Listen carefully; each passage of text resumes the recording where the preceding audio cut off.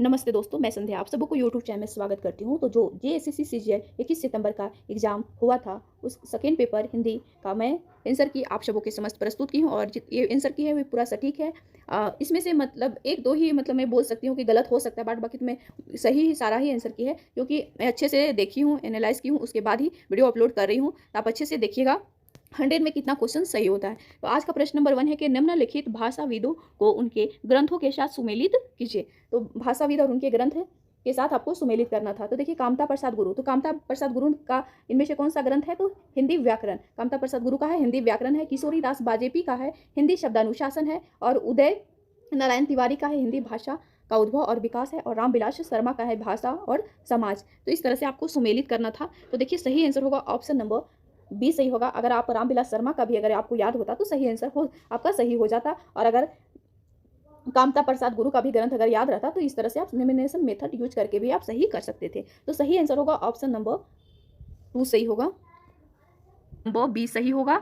अगला प्रश्न है, क्वेश्चन नंबर 2 में है कि भाषाविदों को उनके ग्रंथों के साथ इसमें भी सुमेलित करना था। तो देखिए, इसमें सही आंसर होगा ऑप्शन नंबर ए सही होगा। समाधिता किसका है? पंत का है। समाधिता पंत का है। सामधेनु दिनकर का है। गीत गुंज निराला का है। प्रेम पथिक जयशंकर प्रसाद का है। तो इस तरह से आपको मिलाना था और इसमें सही अनुक्रम में व्यवस्थित करना है। ये सभी रचनाएं मैथिली शरण गुप्त की हैं। तो देखिए, प्रकाशन वर्ष के अनुसार आपको सही अनुक्रम में लगाना था। तो भारत भारती, इसका प्रकाशन वर्ष 1912-13, अलग अलग विद्वानों के अनुसार अलग अलग मतभेद है। साकेत का प्रकाशन वर्ष 1931 माना जाता है। यशोधरा 1933 और द्वापर का 1935-36 माना जाता है। तो सही आंसर होगा ऑप्शन नंबर डी सही होगा इसका। क्वेश्चन नंबर 4 में है, निर्विकार में कौन सा समास है? तो निर्विकार में अव्ययी भाव समास है। देखिए, अव्ययी भाव समास की क्या विशेषता है कि जिसमें जिस पद में उपसर्ग, जिस पद में प्रथम पद उपसर्ग आता है वो अव्ययी भाव समास होता है। साथ ही साथ रिपीटेड वर्ड आती हैं। जैसे रिपीटेड वर्ड में क्या होते हैं? रातों रात, ये सभी अव्ययी भाव समास का ही उदाहरण है। यथासंभव, ये सभी अव्ययी भाव समास का उदाहरण है। अगला प्रश्न है, इसमें देखिए कि सर्वनाम से बनी भाववाचक संज्ञा है। तो इसमें भाववाचक संज्ञा सर्वनाम से बनी हुई, तो देखिए अपनापन, इसमें भी भाववाचक संज्ञा। और लड़कपन भी देखेंगे कि लड़कपन, इसमें बचपन जो नादान होता है तो वो भी भाववाचक संज्ञा में भी आता है। तो सही आंसर ज़्यादातर मुझे लग रहा है ए होगा, बट डी में भी देख लीजिएगा। और क्वेश्चन नंबर 6 में है कि कोष्टक में दिया गया चिन्ह क्या होगा? तो कोष्टक में दिया गया जो चिन्ह है इसका अर्थ होता है उदाहरण, इसका चिन्ह। अगला प्रश्न है, क्वेश्चन नंबर 7 में है कि चिन्ह पानी पानी होना मुहावरे का अर्थ होगा। तो पानी पानी मुहावरे का अर्थ होगा चोरी पकड़ी जाने पर भोला पानी पानी हो गया। जैसे कोई भी चोरी पर पकड़ी जाती है तो वो क्या हो जाता है? पानी पानी लज्जित हो जाता है। तो सही आंसर होगा ऑप्शन नंबर डी सही होगा। क्वेश्चन नंबर 8 में है, देखिए उपसर्ग और प्रत्यय अगर अच्छे से जो जानते हैं तो वो अच्छे से इसमें बना सकते हैं। देखिए, डक्कन, डक्कन में कौन सा प्रत्यय है? तो अन प्रत्यय है, जिसमें शब्द के अंत में जुड़ता है उसे क्या बोलते हैं? प्रत्यय कहा जाता है। तो सही आंसर होगा क्वेश्चन नंबर 8 सही हो, 8 का ए सही होगा। क्वेश्चन नंबर 9 में है कि तत्सम शब्द का कौन सा, इनमें से जो तत्सम शब्द इसमें से कौन सा है? तो तत्सम शब्द, अगर आप तत्सम तत्भव अच्छे से जानिएगा तभी इसका सही आंसर। तो तत्सम शब्द वैसे शब्द को कहते हैं जो असली रूप में जो हिंदी में प्रचलित होते हैं, जो हिंदी में जिसका प्रयोग किया जाता है वो तत्सम शब्द होता है। और तत्भव जो सीधे सीधे संस्कृत से जो निकलते हैं उसको हम तत्भव बोला जाता है। तो जिसे तत्सम शब्द में तो कवि होगा। सही आंसर क्वेश्चन नंबर 9 का सही आंसर होगा सी। क्वेश्चन नंबर 10 में है कि किस वाक्य में संदिग्ध वर्तमान का प्रयोग हुआ है? तो सही आंसर होगा ऑप्शन नंबर सी सही होगा। तीर्थयात्री गंगा में स्नान करते होंगे। तो सही आंसर होगा ऑप्शन नंबर सी सही होगा। महात्मा गांधी का देश स्वदेव आभारी रहेगा, इस वाक्य में किस तरह की अशुद्धि है? तो सही आंसर होगा पद क्रम संबंधी अशुद्धि है। इसमें देखिए, निम्नलिखित में से कौन सा मूल दीर्घ स्वर नहीं है? तो इसमें दो दीर्घ स्वर नहीं था। तो अगर आप दीर्घ स्वर अच्छे से जानते तो आप इसको सही कर सकते थे। तो दीर्घ स्वर की जो विशेषता होती है कि जिसमें अपना ही, जिसमें कि अ ई उ ये सभी जो स्वर हैं वे दीर्घ स्वर में आते हैं, अपने ही वर्ग में आता है। जैसे कि दीर्घ स्वर का उदाहरण ही मैं मतलब कि जैसे कि देवालय, देवधन आलय, ये सभी दीर्घ समास का उदाहरण है। परीक्षार्थी, इसमें देखिए कि परीक्षार्थी में भी अ ये सभी आ रहा है, इसमें ओ तो कहीं नहीं आ रहा है। तो इस तरह से आपको एलिमिनेशन मेथड भी यूज करते हैं तो आप सही आंसर का चयन कर सकते थे। तो सही आंसर हुआ ऑप्शन नंबर डी सही होगा। क्वेश्चन नंबर 13 में है कि य र ल व को कौन सा व्यंजन कहते हैं? तो जो य र ल व है वे कौन सा व्यंजन है? तो ये सभी अंतस्य व्यंजन है। अंतस्य व्यंजन य र ल व है, और स्पर्श व्यंजन जिसे क से म तक आता है उसको स्पर्श व्यंजन कहा जाता है। उस व्यंजन में स, स, ह ये सभी उष्ण व्यंजन आता है, और संयुक्त व्यंजन तो जानते संयोग्य, छत्रज्ञ ये सभी संयुक्त व्यंजन है। तो व्याकरण में ज़्यादातर इजी क्वेश्चन देखने को मिल रहा है। जैसे नाक, नाक कौन सा शब्द है? तो नाक रूढ़ शब्द है। रूढ़, नाक कौन सा शब्द है? तो रूढ़ शब्द। तो नाक में कौन सा शब्द है? तो नाक में रूढ़ शब्द है। तो रूढ़ शब्द जिस शब्द को हम तोड़ेंगे तो उसका अर्थ सार्थक अर्थ नहीं निकलता है तो उसे हम रूढ़ शब्द कहते हैं। जैसे नाक को अगर हम अलग अलग करेंगे तो उसका सार्थक अर्थ नहीं निकलता है। और यौगिक की जो क्या विशेषता होती है, जिसमें हम उसको अगर तोड़ेंगे तो उसका सार्थक अर्थ निकलता है। जैसे कि देखिए कि हम अगर विद्यालय को तोड़ रहे हैं तो विद्या का आलय, इसमें सार्थक अर्थ तो निकल रहा है। और उसी तरह से योग रूढ़ शब्द में जैसे कि विशेष, जैसे पीताम्बर, ये पीला है वस्त्र किसका? तो कृष्ण का। नीलकंठ, तो नीलाकंठ किसका है? शिव का। तो इस तरह से जो विशेष पद, और इसमें समास में भी ये यूज किया जाता है योग रूढ़ शब्द। बहुब्रीहि समास और योग रूढ़ शब्द दोनों सेम ही शब्द कहलाते हैं। तो अगला प्रश्न है कि जो संज्ञा सर्वनाम आदि शब्दों से जुड़कर नए शब्दों की रचना करते हैं उन प्रत्यय को क्या कहते हैं? तो उसमें तद्धित प्रत्यय कहते हैं। ऑप्शन नंबर ए सही होगा 15 का। क्वेश्चन नंबर 16 में है कि उस तपस्या से लंबे थे देवदार दो चार खड़े हैं में कौन सा अलंकार है? ये उत्प्रेक्षा अलंकार है। सही आंसर होगा ऑप्शन नंबर डी सही होगा। भाव जिसके हृदय में रहे उसे क्या कहते हैं? तो भाव जिसके हृदय में रहे उसे आश्रय कहते हैं। ऑप्शन नंबर ए सही होगा। क्वेश्चन नंबर 18 में है कि दोहे और रोले के क्रम में मिलाने पर कौन सा छंद बनता है? तो कुंडलियाँ छंद बनता है। क्वेश्चन नंबर 19 में है कि अधोलिखित में वर्तनी के दृष्टि से अशुद्ध, जिसमें अशुद्ध है तो इसमें कौन सा अशुद्ध शब्द है? तो अध्यात्म, ये अशुद्ध शब्द है। ऑप्शन नंबर सी सही होगा। क्वेश्चन नंबर 20 में है कि समुद्रगुप्त भारत का नेपोलियन था। इस वाक्य में नेपोलियन किस प्रकार का संज्ञा का उदाहरण है? तो सही आंसर होगा जातिवाचक संज्ञा का। जहाँ समानता की बात संभावना के रूप में की जाए वह कौन सा अलंकार है? तो इसमें उत्प्रेक्षा अलंकार होता है। जिसमें मैलांचल उपन्यास में प्यारू किसके नौकर का नाम था? तो प्रशांत का नौकर का नाम था प्यारू। होरी ने भोला से कितनी कीमत पर गाय खरीदी थी? तो वे 80 रुपये पर गाय खरीदी थी। क्वेश्चन नंबर 24 में है कि हर हिंदुस्तानी की यही हालत है 2 रुपये की, जहाँ किफ़ायत हो वह वहीं मुँह मारता है। तो ये कथन है, ये होरी गोदान, तो ये राय साहब का कथन है गोदान उपन्यास से। सही आंसर होगा ऑप्शन नंबर बी सही होगा। क्वेश्चन नंबर 25 में है कि मधुआ कहानी किस कहानी संग्रह में संकलित है? तो ये आंधी कहानी संग्रह में संकलित है। ऑप्शन नंबर सी सही होगा। नीलम देश की राजकन्या कहानी में राजकन्या किस समस्या से ग्रसित थी? तो अकेलापन से ग्रसित थी। अभिशप्त कहानी के अनुसार अमीन उदौला पार्क किसे मकान के पास था? तो शुक्ला जी के मकान के पास था। क्वेश्चन नंबर 28 में है कि मोहन राकेश का मूल्य नाम था Madan Mohan Gullani. Option number B सही होगा। मिसपाल कहानी का उद्देश्य क्या है? तो मिसपाल कहानी का उद्देश्य है एक स्त्री के स्वाभिमानी को देखना। ऑप्शन नंबर बी सही होगा। क्वेश्चन नंबर 30 में है कि दिल्ली में एक मौत कहानी में सेठ दीवान चंद कहाँ के मशहूर शख्स थे? तो चांदनी चौक के। ऑप्शन नंबर ए सही होगा।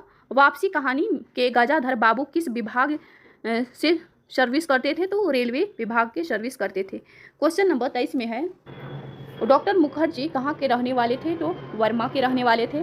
गांव के पंचों ने कितने रुपए और कितने मन अनाज का दंड होरी और धनिया को लगाया था? तो 100 रुपये और 30 मन अनाज। सही आंसर होगा ऑप्शन नंबर बी सही होगा। राग दरबारी उपन्यास बद्री कौन था? तो वैद्य जी का बेटा था बद्री। नीलम देश की राजकन्या कहानी के अंतर्गत कौन बहुत तत्परता से राजकन्या को बहलाने में लगी है? तो किन्नरियाँ लगी थी। अगला प्रश्न है कि कौन सी भाषा अस्ट्रिक समूह से संबंधित है? तो खासी। ऑप्शन नंबर डी सही होगा। डोगरी भाषा कहाँ बोली जाती है? तो कश्मीर में बोली जाती है। नवनीत शब्द का अर्थ होगा अतीत से नया। राग दरबारी का पात्र इसमें रंगनाथ होगा। राग दरबारी के पात्र रंगनाथ किस विषय में शोध कर रहा था? तो इतिहास विषय में शोध कर रहा था। सही आंसर होगा डी। अगला प्रश्न है उत्तर भारत की खड़ी बोली हिंदी दक्षिण में किस रूप में विकसित हुई है? तो दक्षिणी हिंदी में विकसित हुई है।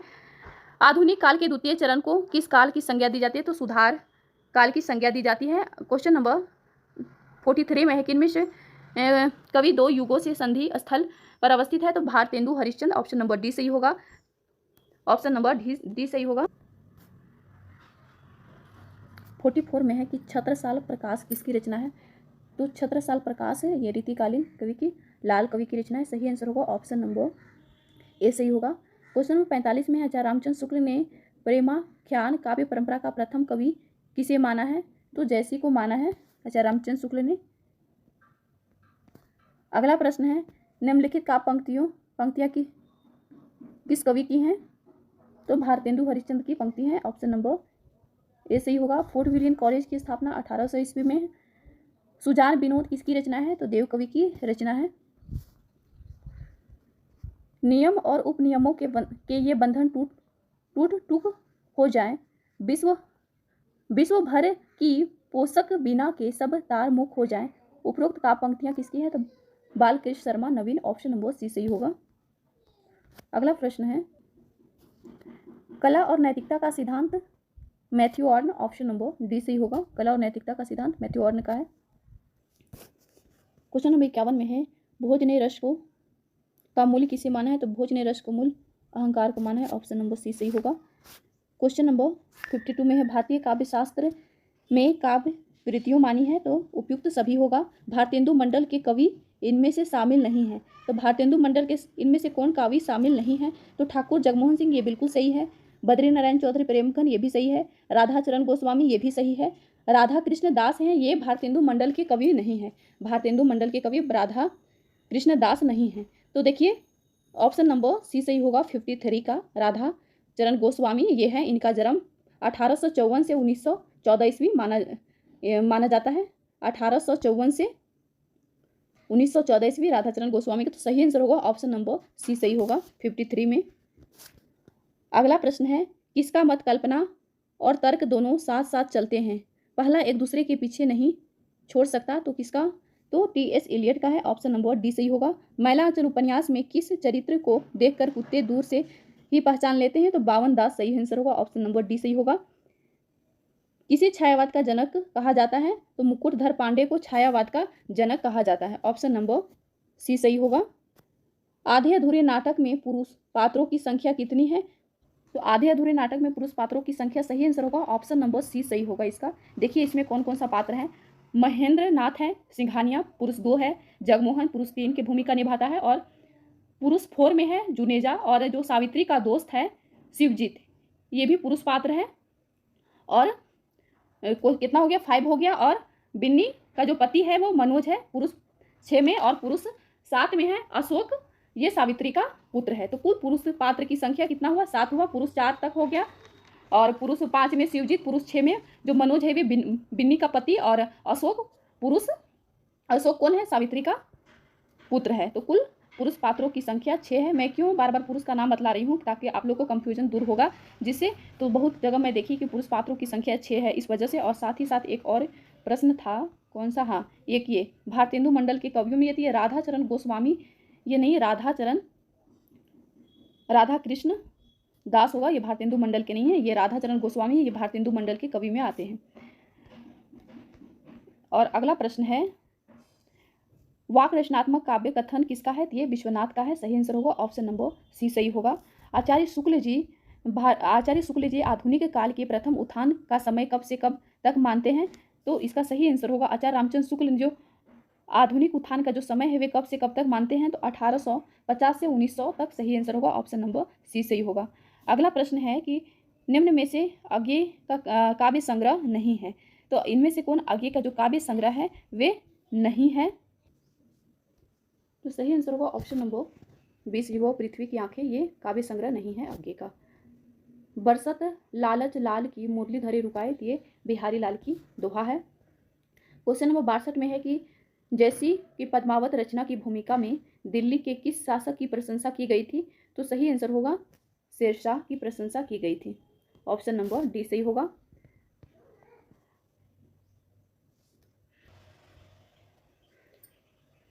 तो सही आंसर होगा आचार्य रामचंद्र शुक्ल। तुलसीदास जी को रामचरितमानस को किसने लोक मंगल की साधनावस्था काव्य कहा है? आचार्य रामचंद्र शुक्ल सही आंसर होगा।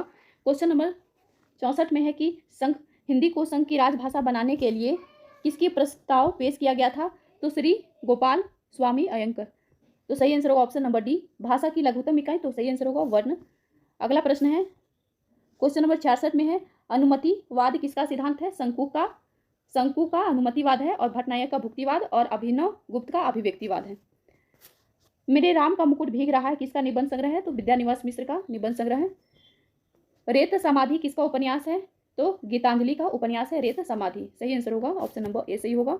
अगला प्रश्न है, खड़ी बोली में खड़ी शब्द का सर्वप्रथम प्रयोग किसने किया था? तो लल्लू लाल ने सर्वप्रथम प्रयोग किया था। भारतीय काव्य शास्त्र में भावक से अभिप्राय है? तो सहृदय। सही आंसर होगा ऑप्शन नंबर सी सही होगा। किस संप्रदाय में कृष्ण के वामंग में राधा के साथ कृष्ण की उपासना का विधान है? तो निम्बार्क संप्रदाय। सही आंसर होगा ऑप्शन। किस कवि की कविता की हृदय वेधकता को लक्ष्य करके उसे नावक के तीर कहा गया है? तो सही आंसर होगा बिहारी। ऑप्शन नंबर ए सही होगा। निम्न में से किसने जासूसी उपन्यास की दुनिया में इतनी ख्याति प्राप्त की कि लोग ने इनके उपन्यास पढ़ने हेतु हिंदी सीखी? तो देवकी नंदन खत्री ये जासूसी उपन्यासकार के लिए चर्चित थे। ऑप्शन नंबर सी सही होगा। मेरी जीवन यात्रा किसकी आत्मकथा है? राहुल संस्कृत्यायन की। मेरी असफलताएं रचना की विधा क्या है? तो यह आत्मकथा है। सिंहालोकन काव्य रचना किसका है? यशपाल का है। हिंदी में आलोचना विधा का आरंभ द्विवेदी युग से माना जाता है। मेरा जोमना नवेल रहा भयो है गुलाल, ये पंक्ति किसकी है? तो अमीर खुसरो का है। क्वेश्चन नंबर 80 में है, रचना काल के अनुसार श्रीधर पाठक की रचनाओं को सही अनुक्रम में लगाना था। तो एकांतवासी योगी इसका प्रकाशन 1886 ईस्वी माना जाता है, और उजद ग्राम और इसका प्रकाशन 1889 ईस्वी, श्रांत पथिक 1902 ईस्वी। तो सही आंसर होगा ऑप्शन नंबर बी सही होगा। देखिए इस तरह से भी अगर आप सांध्य अटक का नहीं आता है तो देखिए कि सबसे पहले एकांतवासी योगी, उजड़ ग्राम और फिर श्रांत पथिक, तो इस तरह से क्रम से तो और कोई रचना नहीं है, तो इस तरह से आपको मिलाना था। सही आंसर होगा ऑप्शन नंबर बी सही होगा। क्वेश्चन नंबर 81 में है, का पंक्तियों को उनके कवि के साथ मिलाना था? तो सही आंसर होगा इसका ऑप्शन नंबर ए सही होगा। अगला प्रश्न है, स्थापना और तर्क दिया हुआ है। तो देखिए, हृदय सहित समाज में उत्पन्न होने वाला हर व्यक्ति सहृदय और सामाजिक होता है, ये बिल्कुल सही है। इसलिए साहित्य शास्त्र में उनके लिए किसी गुण अथवा लक्षणों का उल्लेख नहीं किया गया है, तो ये गलत है। ऑप्शन नंबर डी सही होगा सही। क्वेश्चन नंबर 83 में है, सुजान कुमार किस सूफी प्रेमाख्यान का नायक है? तो चित्रावली। ऑप्शन नंबर बी सही होगा। क्वेश्चन नंबर 84 में निम्न में से कौन सी रचना मैथ्यू आर्न की नहीं है? तो मैथ्यू आर्न की रचना नहीं है। ऑप्शन नंबर डी सही होगा, the cocktails party. Option number D सही होगा। रीति मुक्त कवि हैं, इनमें से कौन रीति मुक्त कवि है? तो बिहारी रीति मुक्त कवि हैं, और बोधा है ये रीति मुक्त कवि हैं, बिहारी रीति सिद्ध कवि हैं, और ये सभी रीति बद्ध कवि हैं। क्वेश्चन नंबर 85 का सही आंसर होगा ऑप्शन नंबर ए सही होगा, बोधा रीति मुक्त कवि हैं। लेकिन जोर देकर कहना चाहता हूं कि अगर इस्लाम नहीं आया होता तो भी इस साहित्य का 12 आना वैसा ही होता जैसा आज है। भक्ति काल के संदर्भ में यह कथन किसका है? हजारी प्रसाद द्विवेदी का कथन है। क्वेश्चन नंबर डी सही होगा। 86 का सही आंसर डी होगा। निम्न में से कौन सी रचना मोहन राकेश की नहीं है? तो मोहन राकेश की रचना जो नाटक है, इनमें से सारे रचनाएं हैं मोहन राकेश की है, बट ये सभी रचनाएं नाटक हैं मोहन राकेश का। ये अंधेरे बंद कमरा ये उपन्यास है मोहन राकेश का। हिंदी गद्य रूपों में सबसे प्राचीन माना जाता है, तो राजस्थानी गद्य को सबसे प्राचीन माना जाता है। रानी केतकी की कहानी शैली दृष्टि से है तो हास्य प्रधान है। प्रेत बोलते हैं किसका उपन्यास है? तो राजेंद्र यादव का उपन्यास है। दिव्या उपन्यास यशपाल का है। विप्थगा तो ये अज्ञे का है। सच्चिदानंद हीरानंद वासे अज्ञे का काव्य कहानी संग्रह है। ब्रह्मा राक्षस ये मुक्तिबोध की कविता है। आवारा मसीहा विष्णु प्रभाकर शरदचंद्र के जीवन पर लिखा गया था। रुकोगी नहीं राधिका उषा प्रियवंदा का उपन्यास है। मदन मोहन किस उपन्यास का पात्र है? तो ये परीक्षा गुरु उपन्यास के पात्र हैं। परीक्षा गुरु हिंदी का प्रथम उपन्यास माना जाता है। आचार्य रामचंद्र शुक्ल ने माना है हिंदी का प्रथम उपन्यास परीक्षा गुरु का। इसका प्रकाशन 1882 ईस्वी माना जाता है। कबीर वाणी के डिक्टेटर किसने कहा है कबीर को वाणी का डिक्टेटर? तो हजारी प्रसाद द्विवेदी ने कबीर को वाणी का डिक्टेटर कहा है, और आचार्य रामचंद्र शुक्ल ने कबीर को साधु कड़ी की भाषा कहा है। ठंडा लोहा किसका रचना है? तो धर्मवीर भारती का है। वर्ड्सवर्थ ने काव्य का प्रतिपाद्य माना है, तो जनसाधारण का जीवन और प्रकृति को माना है। उपनिवेश में स्त्री आलोचनात्मक रचना किसकी कृति है? तो प्रभा खेतान की है। तो 100 कंप्लीट है। तो ये सभी आप अच्छे से देख लीजिएगा और देखिएगा कितना क्वेश्चन आपका सही हो रहा है 100 में से। तो वैसे तो ये हिंदी का क्वेश्चन है पेपर 2 JSSC CGL का 21 सितंबर 2024 का। तो आज के लिए इतना ही।